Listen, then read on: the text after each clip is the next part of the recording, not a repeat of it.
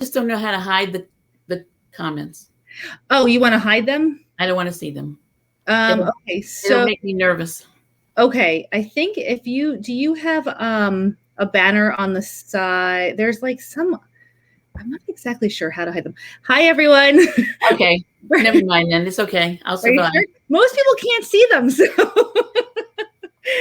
Hello. Okay, now we're actually live. There's like a little bit of a delay. I'm sure you've heard me say that in these videos before. So, hey, Heather. Hello. We will wait a second and make sure that we have people watching. And if there's anybody who's watching who's in the group who wants to make sure that this link is showing up, please. I assume it's showing up since you guys are on here. Oh my gosh, I'm so warm. Hi, Tanya. Okay, hi, Colleen. All right. So we are just going to wait a minute for people to join us. I am here with Marcia, who is truly a clutter boss right now. Marcia, I would say you have really earned that title. Hello. All right, there's people joining us. Okay. Marcia, I always start by asking, what is your history with clutter? Do you want to share your clutter story? Sure. How much time do I have? You have an hour. Okay. So I'm the oldest of 5 kids. Okay. And as each kid came along, and they were all boys after me until my sister came along when I was 16. So that's almost like a non-thing in my life because we didn't grow up together. So, the earliest memories are, tell them to stay out of my stuff, tell them to stay out of my stuff. And they put a lock on the door and they figured out how to open the lock. And so I think that was like the beginning of, it's my stuff, don't touch my stuff, And then we moved around a lot, and I know that's not uncommon for people who have issues with collecting and cluttering. I remember sharing this on a call early on. How it was a children should be seen and not heard sort of thing. It was the 50s, and kids, it wasn't acknowledged that kids had feelings and needs and things like that. So that, when we got ready to move, or even not before, my parents decided, well, she doesn't need this anymore and she's too old for this. And so things started disappearing. And my parents, their hearts were in the right place because they were giving my toys to girls and kids who didn't have what I had. But it didn't help that my stuff was disappearing. And he's like, that whole don't touch my stuff is one thing if they live in the same house, but when the stuff just all of a sudden one day it's there and the next day it's not. And that, that really, in a lot of ways set me up for having a stranglehold on my stuff. Even things that you wouldn't imagine would have any kind of emotional attachment. My parents are Depression era kids, and forgot to turn off my phone. Sorry. Okay. My parents were Depression era kids, and they saved everything too, because you never know when you're going to have the money to buy blah blah blah, and and then they took it to an extreme, and of course I like to say, my clutter never got that severe, but I grew up with that stuff too. And I remember being ashamed and embarrassed to bring friends home. And a lot of things with growing up, I've heard it said that we either repeat what our parents did or do the total opposite. Well, over time, I began to repeat it. But again, it was this justification denial that, well, I'm not as bad as they are, so I must be okay. And then I retired, and I had more time to go out and buy stuff, and I did, and it just got totally out of control. And yeah, I mean, totally out of control. And then in my current life, the last, I don't know, 5 years or so, I won't say who or what, but that method where you take everything out and you hold it up and you love it or you whatever. And I took everything out of every storage space. I was like, okay, this is going to work for me. I took everything out, and she said, bring it into one spot. Well, I couldn't put it on the bed because I knew I wouldn't be able to sleep on it if I put it there. So I just had it all over the living room. And that was really I want to say the beginning of the end, but it was really the beginning of the beginning of my decluttering journey, because that led me here and to you. I remember, so I went through the Woman Who Will Not Be Named training. And, her question is, does it spark joy, right? Does it spark joy? So I was like, all right. There's definitely some things that she talks about that I could implement, but her training was terrible. And as you've heard me say, she basically, the book was read to us. Essentially, that's what the entire training was. But I thought, okay, I'm going to go back and start to, ask this question and see if it works. And the first person that I asked the question, does it spark joy, to was Colleen, who's our coach now, who has worked very closely with Marcia. And Colleen looked at me with tears in her eyes and said, I have not felt joy in years. I do not know what sparks joy. And I'm like, oh, this is not going to work. So, Marcia, the title of our interview is, wait, maybe you can say it better than I can. Okay, you don't understand. I'm different. You don't understand. I'm different. Yes. And when Marcia was actually the only person who's ever joined CBA without doing boot camp first, she just called me and was like, I talked to her for a few minutes, like, I'll join CBA. I'm like, okay. Do you remember the lead up to that? So we had one of my clients is one of your, we have a mutual close friend. Yeah. And she had sight issues, and she needed help. And she gave me your number. Oh, probably, I was telling someone recently, 3 years ago, I think she gave me your number. And I was like, yeah. And that's when you were doing, in-home visits. And I really reached a point where, like, desperation, like, all right, I never want anyone to open my door and see what's in here. But okay, she's only one person and she's done this before. So I called you, and that's when you said you're not doing home visits anymore. And honestly, when I was relieved. That is actually a benefit of doing this work online, is that nobody has to come into your house.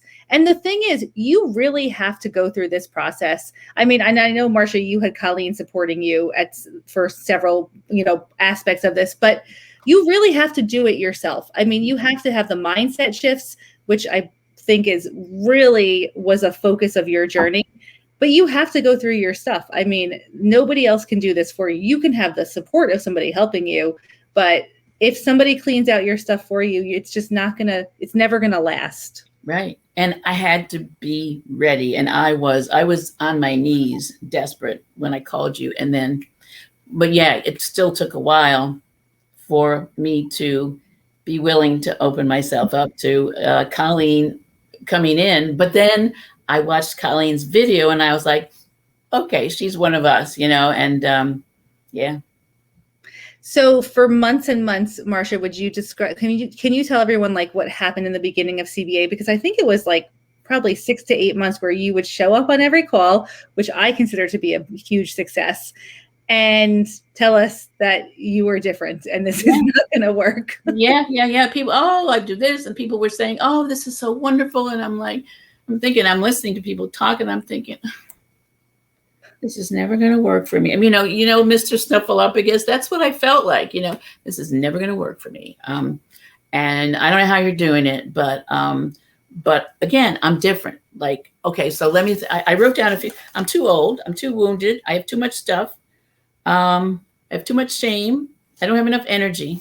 I mean, and the list goes on and on of why I was different, but you, to your credit and everyone's, you kept believing in me when I had not 1 ounce of faith in myself.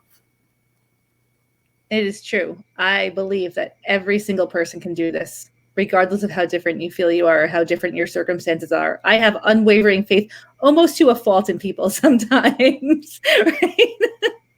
But you never know. You never know when that spark is going to catch, And it does, just one day. And now, Marcia, you've observed this with other people also, but one day people show up on a call and they actually look and sound completely different. It's almost like miraculous to see.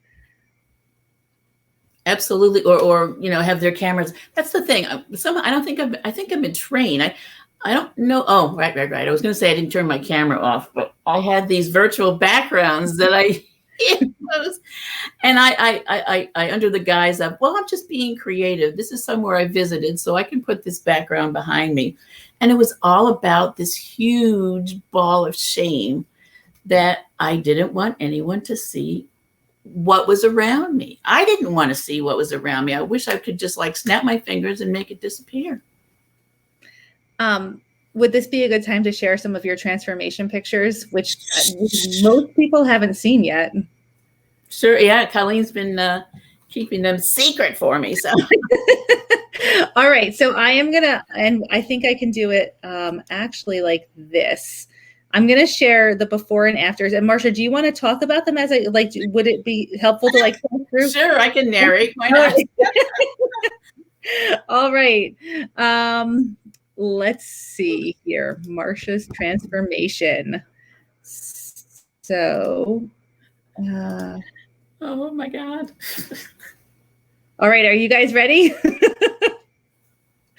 We are going to go slide number 1. Oh my God. Oh yeah. So do you even recognize this room? No. I've looked at this picture and it's like, holy crap. Oh my God. I lived like this for years, 3 years. And yeah.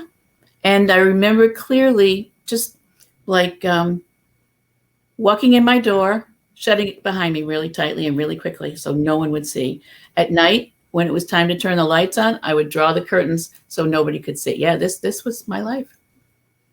All right, who's ready to see the after here? Woohoo! I mean, Marcia, this is not only is it, you cleared everything, but it's beautiful and cozy, and you want to spend time in this room. Yep, and I do. It's amazing. I remember one of the comments that you made on one of the calls, that you actually can walk in a different way around your house. And it's a sort of an interesting thing to me. When we start moving our clutter out, we actually have to retrain ourselves to interact with our homes. We have to walk in a different path, right? Because we have available space. Yep, absolutely. And that huge table in the middle is not there anymore. I have a small round table, so there's more space to move around in. I love it. All right, let's go on to the next picture. Oh God, what's next? Kitchen. Oh yeah, and I saw some really familiar kitchens that I thought were mine, and that. Whoa. So one thing that we learn also, this is why we have a nutrition coach in CBA, is that once you clear your kitchen counters, you can start to cook again. And I'm guessing the next picture, Marcia, is a clear kitchen counter. Look at that. So Marcia, are you cooking again? Are you what, how has this changed? No. Yes. No. Yeah. I'm just yeah, absolutely. I cook. I wash dishes. I have people in to eat with me. Yeah, what do I want to say? I feel so sad looking at those before pictures, because I think not only was that the way I lived, but that's the way I think on some level I thought I deserved to live. That again, you don't understand. I'm different. I'm really happy this works for you, but this is my lot in life. And yeah. Do you, Marcia, remember a point in time when that sort of switched in your head and you didn't believe that you deserved to live like that anymore? It took a while. Let me tell you, it really took a while. I think I don't even remember when it happened, but I think at that point, that was when I was willing to allow someone, Colleen, in to give me a hand because I knew I needed help. I couldn't get past, I really couldn't get past how shameful I felt, that this is my secret, and I don't want anyone else to know. And now everyone in the world knows. So, but seriously, and I like to joke. I don't mean to joke off my pain or anyone else's pain, but really, that was the turning point. Yeah. All right. Let's see what picture is next. What the hell was that? Oh yeah, that was my. I'm sorry. That's all right. Curse away. That was my hallway. Okay, so you can see the living room on the left there. And that's supposed to be a master bedroom or the larger bedroom ahead. And the smaller bedroom to the right, which is where I was sleeping for years because obviously I could not get into that other bedroom. I want to actually just stop for a second and just share with everyone in the audience. We have a lot of people who don't sleep in their beds, right? So this is something that nobody ever talks about when we're talking about clutter, but we have a lot of people who actually can't sleep in their beds because their bedrooms are blocked or their beds are so full of stuff that they just can't sleep on it. So if you are listening to this and you feel like you are the only one, I'm here to tell you, you're not. And before, after, I mean, also, Marcia, that paint job is absolutely incredible. Thank you. I just love it. I just love it. I mean, it's beautiful. Thanks. Actually, but. Oh, there's another picture. Yeah, there we go. It was reversed. Okay. Okay. Yep. Yeah. Yep. That's where I sleep every night. Okay. And how does it feel now to go to sleep?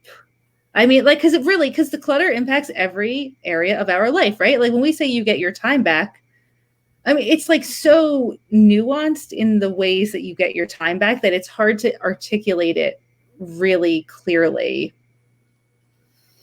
How does it feel? Oh man. I can breathe in my whole house. I can breathe in my bedroom. And I think literally too, because the vacuuming that we did, both Colleen and I sucked up amazing, I don't want to get gross, but globs of stuff, Some of it was fuzz from the rugs, but some of it wasn't, and how can you vacuum when the floor is covered, So just the stuff, yeah.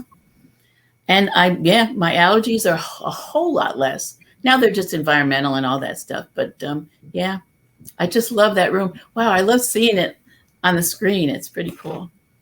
It's a beautiful room. I mean, the colors that you chose, the decor is incredible. And I mean, you could Airbnb that. Wait a minute, it's my room. I hear it. I know. An advertisement. It's so nice. All right, let's keep going here. Sorry. So that's the spare room. And that, what was that? God, when was that? I'm trying to think. That might have been when we were, I don't even know, because obviously I was probably sleeping on that bed. I just had thrown stuff on it for whatever reason because I had nowhere else to put it. But that was the room I was sleeping in. So I was sleeping on that bed, okay, with all that chaos around me, real restful, huh? Okay, so that's another point that we can make. Well, let's go to the after picture and then we'll make the other point. Marcia, I love this. And look, it says peace. Yep. Okay, a lot of people with clutter also have sleeping problems. Any thoughts on the connection there? Right. I mean, there was stuff on the bed, under the bed, around the bed. Yeah. How could it not be, mind cluttering, even my sleep?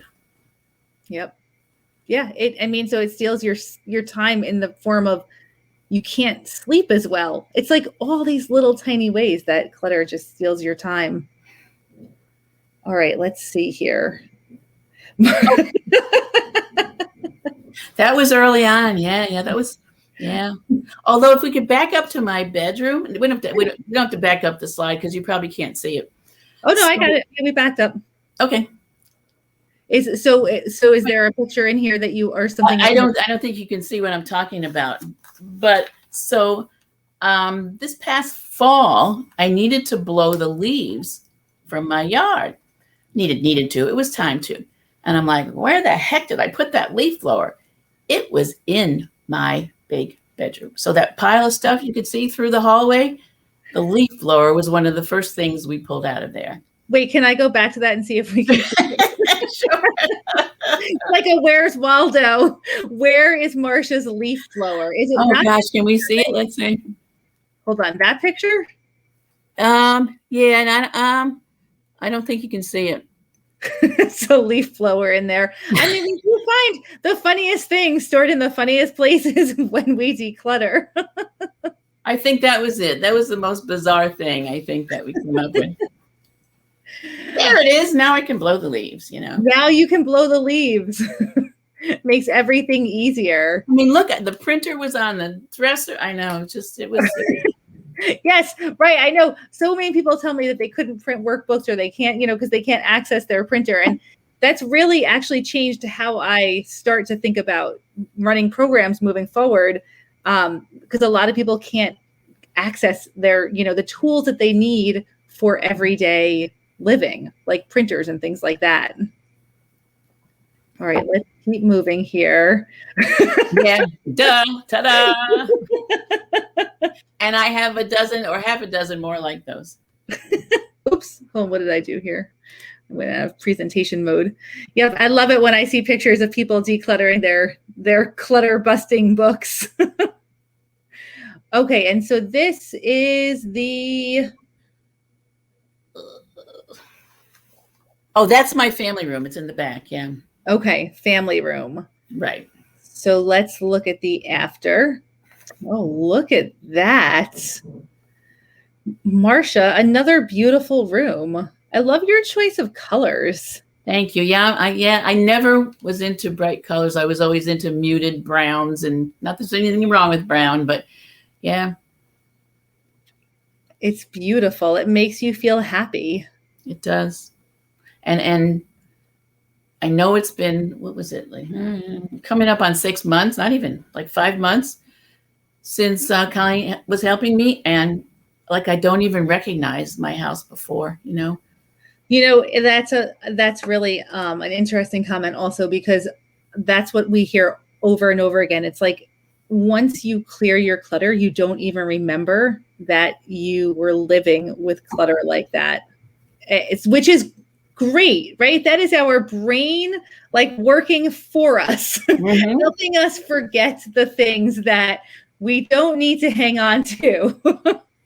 and along that line, though, seeing other pictures of other people's before and after, it reminded me of how I was living, And I was crying through the whole thing. It's like, oh my God, all these people, just the transformation.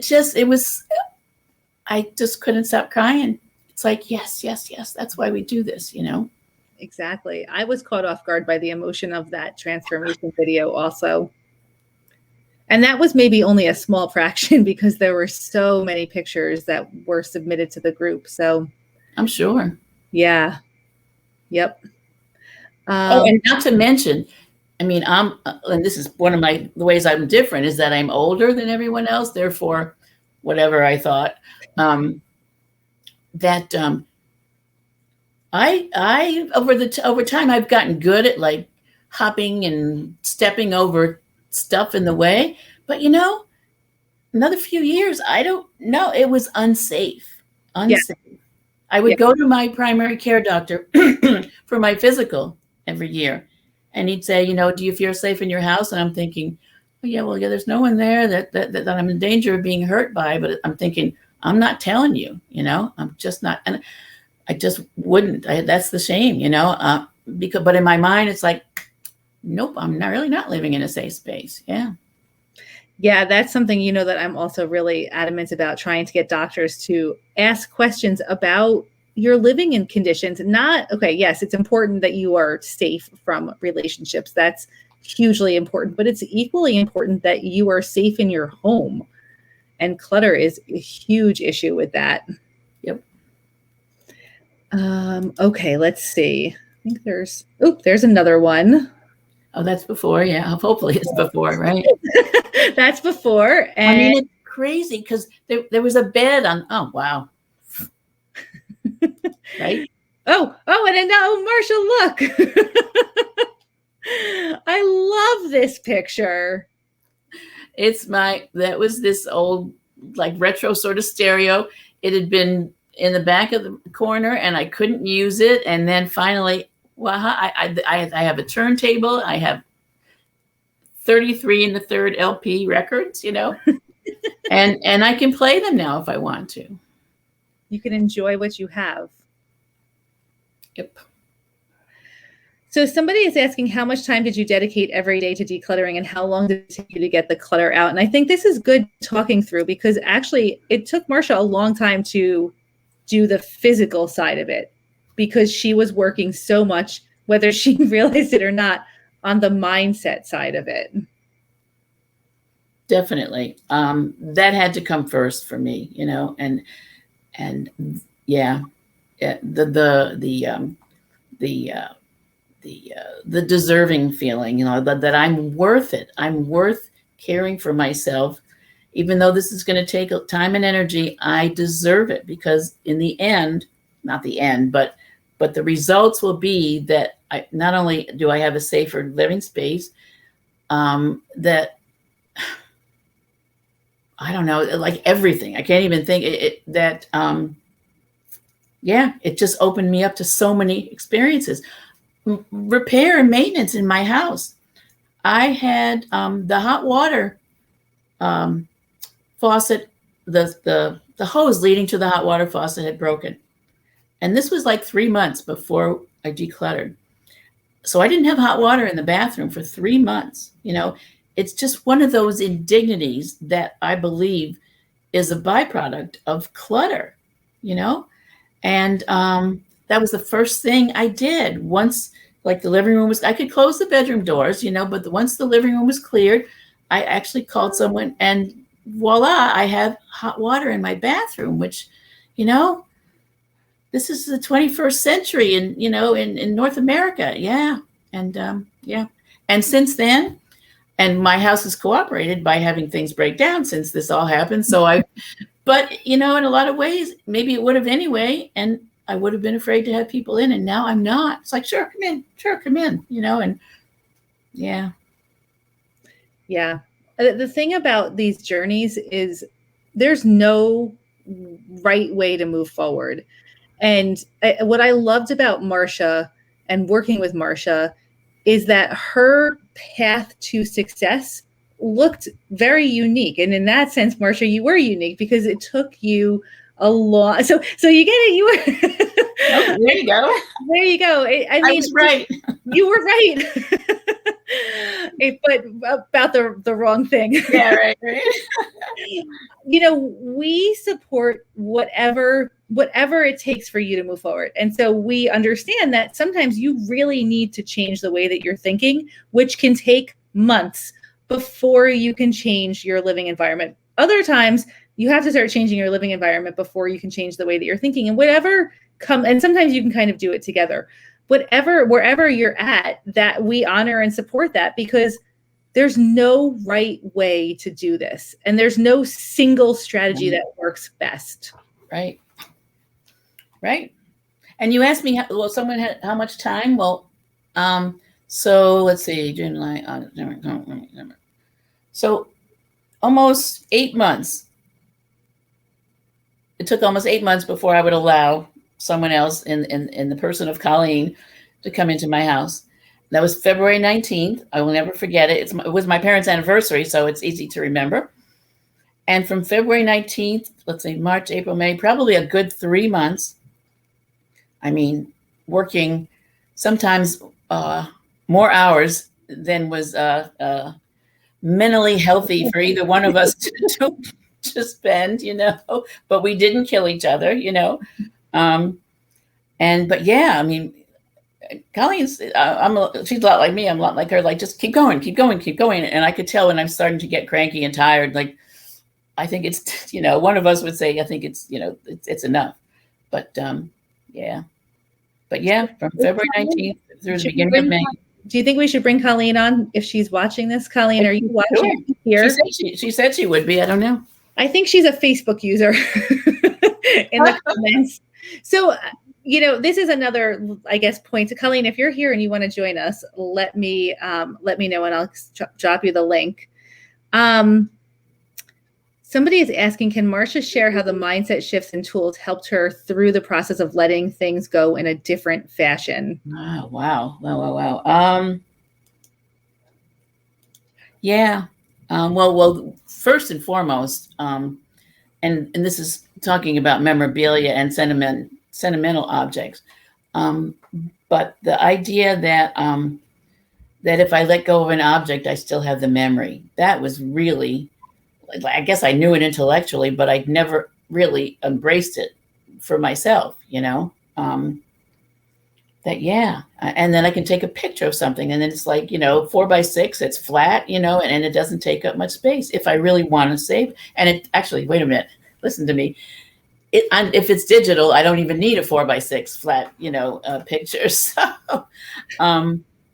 yeah, that was huge for me. God, man, let me think.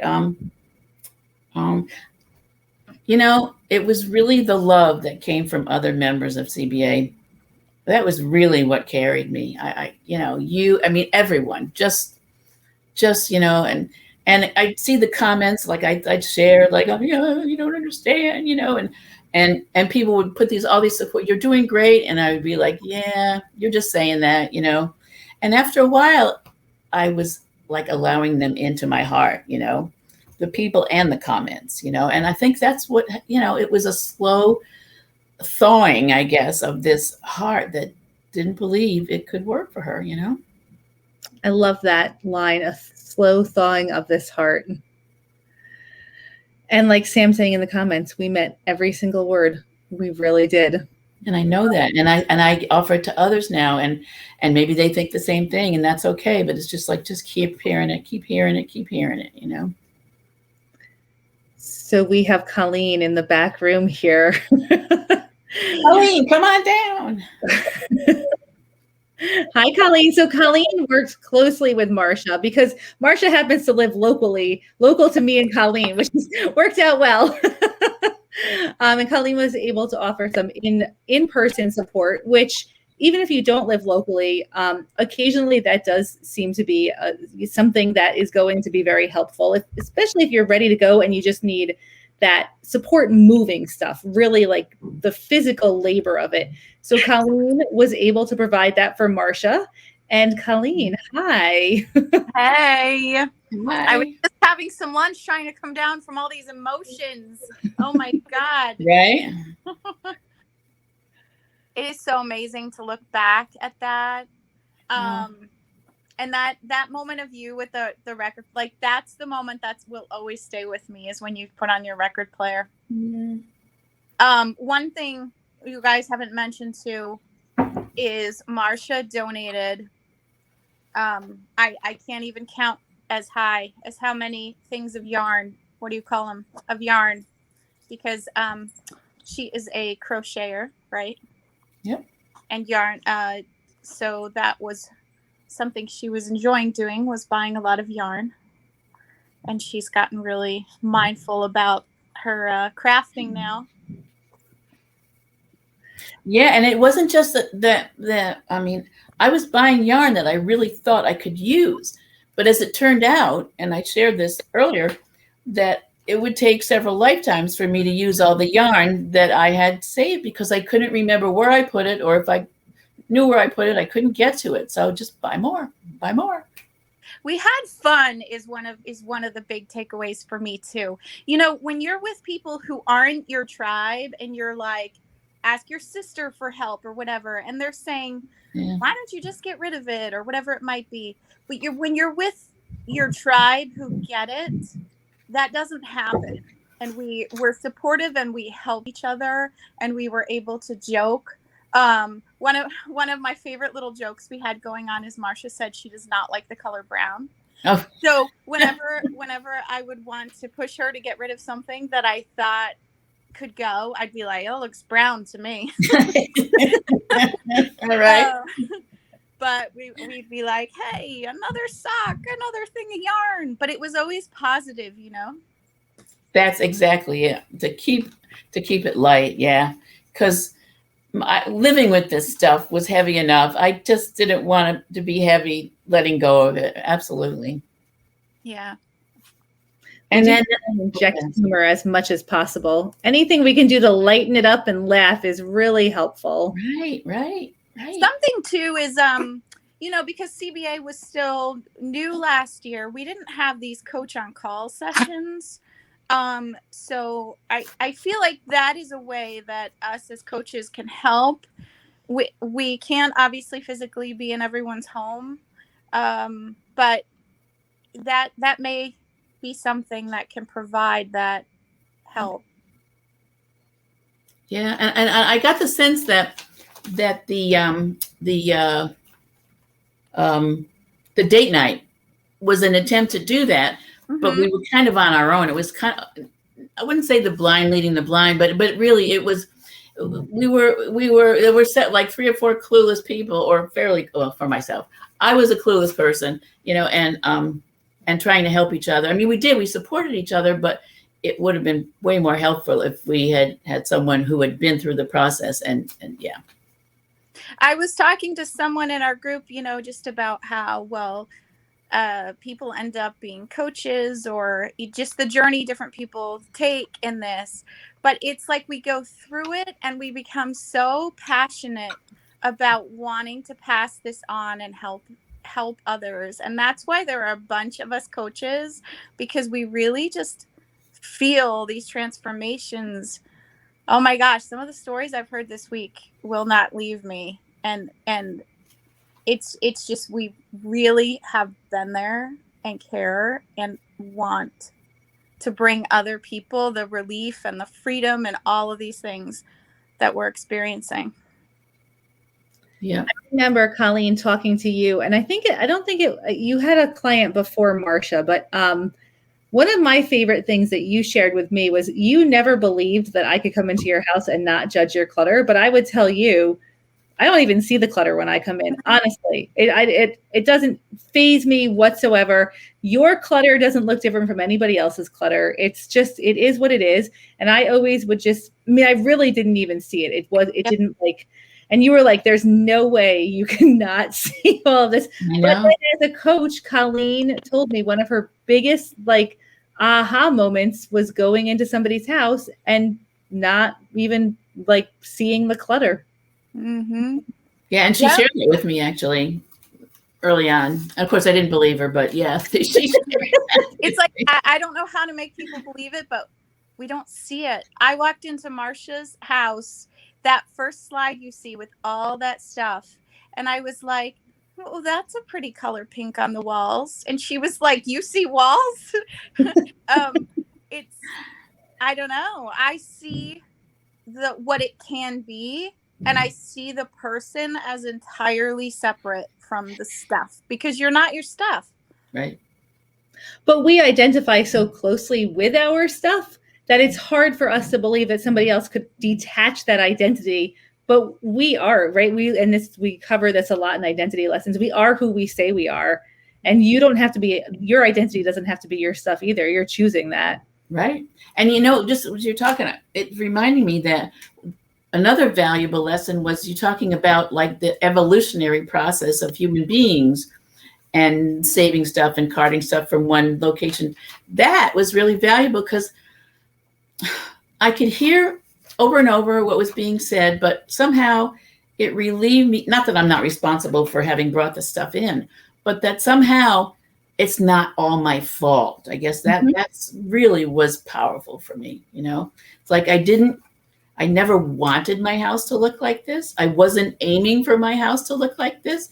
And it was just that, saving, carding stuff. Yeah.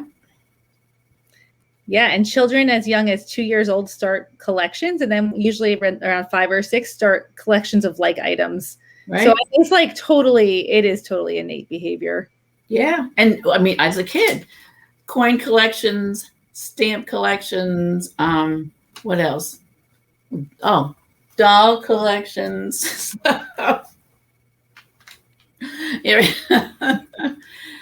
Yep. So Going through.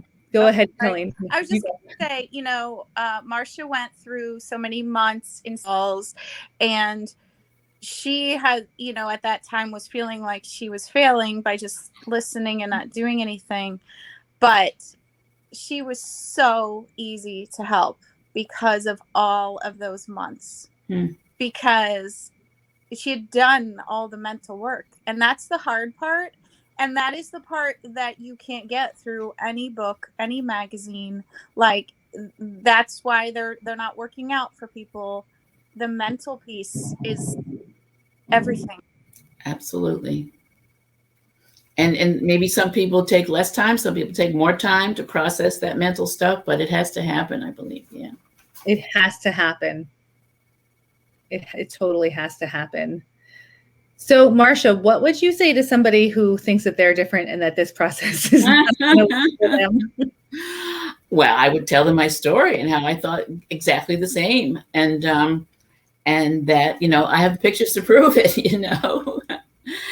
And yeah, and some words I've mentioned this to Colleen over time, maybe on some calls too, that those words that I needed to take out of my vocabulary, failure, problem,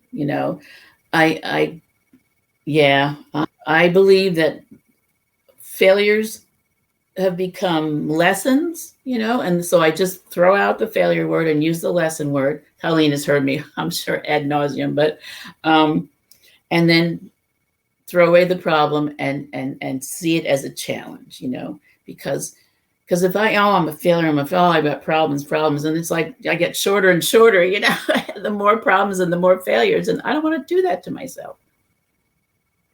I remember when I interviewed Keely that she said the biggest problem, she had a quote that resonated with her, which now resonates with me. The biggest problem that we have with problems is that we think we shouldn't have any problems. Right. Yep. And showing people that you really don't have a problem. It's just, it's a challenge. And are you going to meet the challenge? Or are you going to, and maybe you're not ready to meet the challenge, but it's okay. Right. What layers of support do you need to tackle this problem? Because maybe you don't have the skills that you need to tackle it. And there's nothing wrong with that. You just haven't learned them yet. Right. I didn't. I think I've shared. I'm glad there are only 3 of us here. So growing up, I know I'm not different and unique in this way, is that, my mother would say, your room is a mess. Go in there and don't come out until it's clean. And I'd go in there and I'd look around like, I have no idea what I'm supposed to do. And then I'd get in trouble because half an hour later she'd come in, you haven't done anything. You're a slob, blah, blah, blah. And that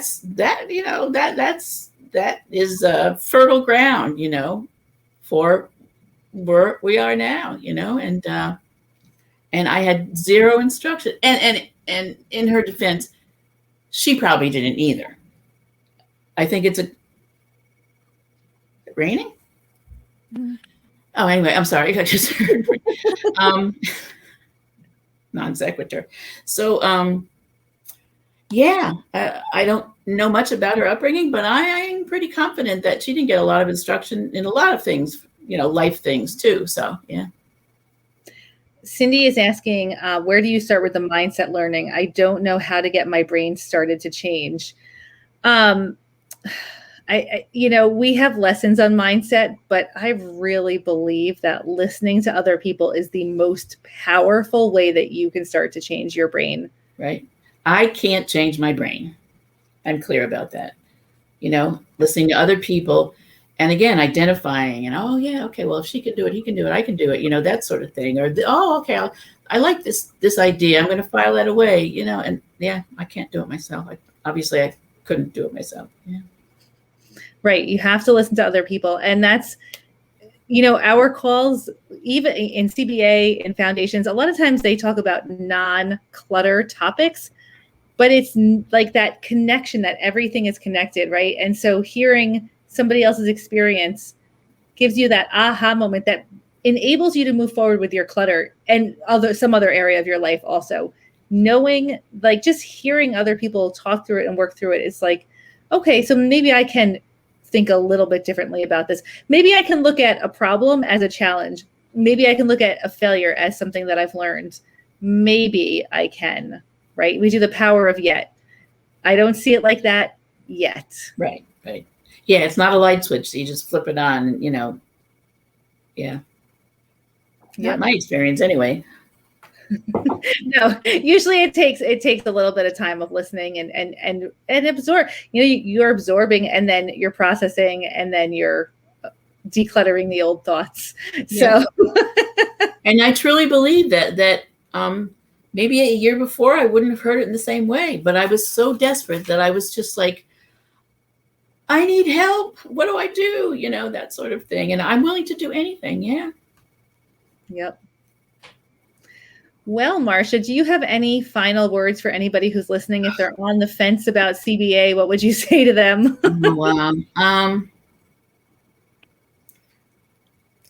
Life changing. I mean, it was said earlier. Absolutely life changing.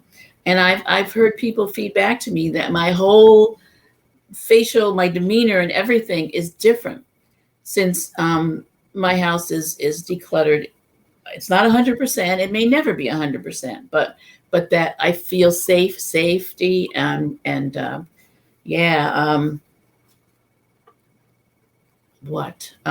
it's a lot of money. Okay. I absolutely own that, but I have to think how much I spent on all the stuff I brought into my house and all the stuff I gave away for free because I just wanted it gone. And I really needed to separate myself from the value of the stuff that I was giving away. But, oh yeah, I mean, probably, I don't even know, thousands and thousands of dollars of clothing and yarn and toys and on and on and on.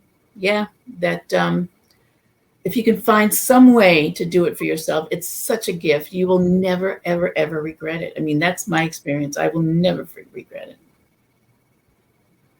It is such a gift. And I think that instead of, buying this idea that we need to buy more and buy more and buy more, the idea that we need to start buying is that we should invest in ourselves, and you are worth investing in. That's it. Exactly. That my peace of mind and my sanity, I can't put a price on that at all. Nope. Marcia, thank you so much for sharing your story with us and for sharing and for doing this. Thank you so much for doing this. You're welcome. Thank you for asking. I can't imagine. I remember my life. I mean, I know you're not God. I'm not putting you up there, but my life before you was miserable. And meeting you and meeting Colleen and meeting everyone, my life has been so enriched. I can't even put into words that, and your words and your faces go with me wherever I go. I'm in the store and I look at something. It's like, I don't need that. I have enough. I have enough. I have enough. There's nothing I need. And I just have to keep repeating that to myself. Like no amount of shoes, you've said it, shoes, whatever. I can't even think of yarn. No amount of anything tangible is gonna fix what's lacking inside of me. It's only love is really, I don't want to sound hippy dippy, but it's true. It's true. Love and support and joy. It takes a community of people who really care. Absolutely. Well, I love you, Jess, and I love you, Colleen. I love you, Marcia, and I love you, Colleen.